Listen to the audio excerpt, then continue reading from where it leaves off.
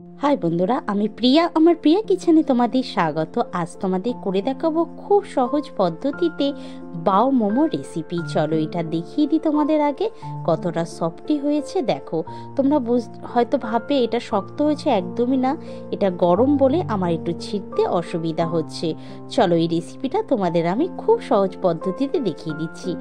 এটা তৈরি করার জন্য কিছু সবজি আমি রেডি করে নিচ্ছি, যেমন আদা, রসুন, কাঁচা লঙ্কা কুচি, গাজর, বাঁধাকপি আর নিয়ে নিচ্ছি পেঁয়াজ কুচি, কিন্তু খুব মিহি করে কুচিয়ে নিতে হবে। এবার একটা পাত্রের মধ্যে 1 চামচ চিনি, 1 চামচ ইস্ট পাউডার আর উষ্ণ গরম জল দিয়ে ভালো করে মিশিয়ে এটা আমি অ্যাক্টিভ করার জন্য রেখে দেব 10 থেকে 15 মিনিট। তাহলে খুব সুন্দর অ্যাক্টিভটা হয়ে যাবে ইস্টের এই জলটা। এখানে আমি একটা পাত্রের মধ্যে নিয়ে নিয়েছি 1 কাপ ময়দা, বলতে পারো 250 ময়দা। দিয়ে দিলাম সামান্য একটু নুন, দিয়ে ভালো করে এটাকে মিশিয়ে নিচ্ছি। এবার আমি যে অ্যাক্টিভ করা যে ইস্ট পাউডারটা নিয়েছিলাম সেই জলটা দিয়েই আমি এইটাকে পুরোটা ভালো করে মেখে নেব। দেখবে ইস্ট পাউডার যদি ভালো হয় খুব সুন্দরভাবে অ্যাক্টিভ হয়ে ফুলে ওঠে।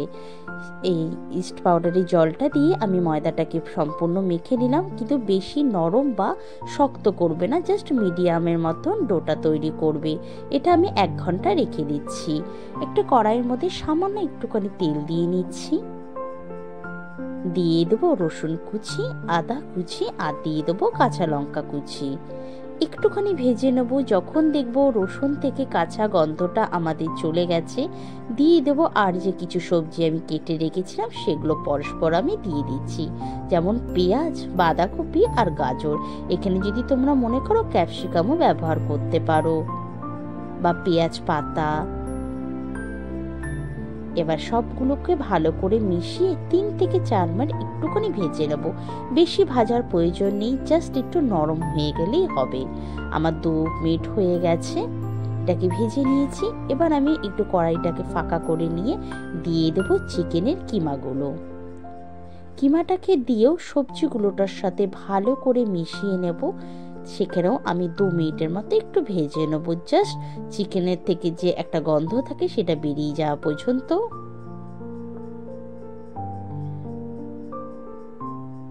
সবগুলো আমি ভালো করে মিশিয়ে নিচ্ছি।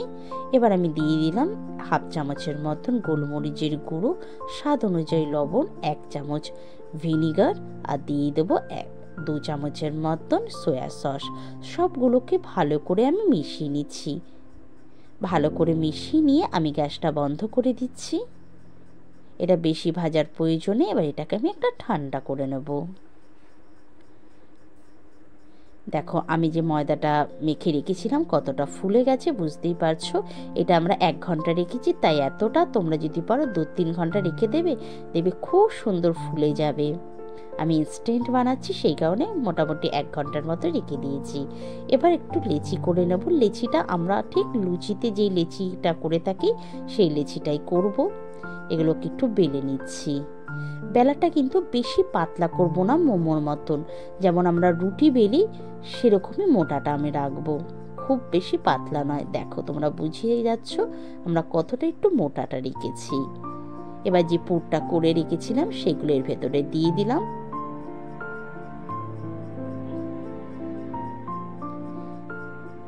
দিয়ে এবার আমি চারপাশে মুড়ে দিচ্ছি।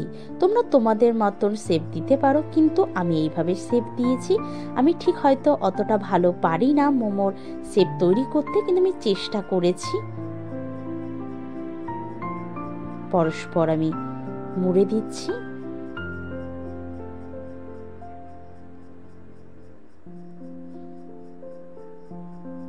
এইভাবে মুড়ে একটা থলি আকার তৈরি করে নিয়েছি, কেন বাও মোমো না থলি আকারই দেখতে বেশি ভালো লাগে। দেখো, তোমরা বুঝতে পারছো, মুখটাকে খুব ভালো করে চেপে দেবে, না হলে কিন্তু পুরটা বেরিয়ে যেতে পারে। ঠিক মোদক টাইপের। আমি তোমাদের আর একটা করে দেখাচ্ছি। লেচিটা কিন্তু খুব বেশি বড় করবে না, ছোটই করবে, কিন্তু একটু মোটা করবে। আমি আর একটা তোমাদের করে দেখাচ্ছি। সেম প্রসেসে থলির মতন তৈরি করে নিচ্ছি।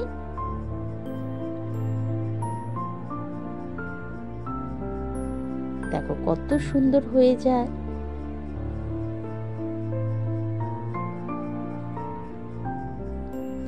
এইভাবে আমি সমস্ত মোমোগুলো তৈরি করে নিচ্ছি।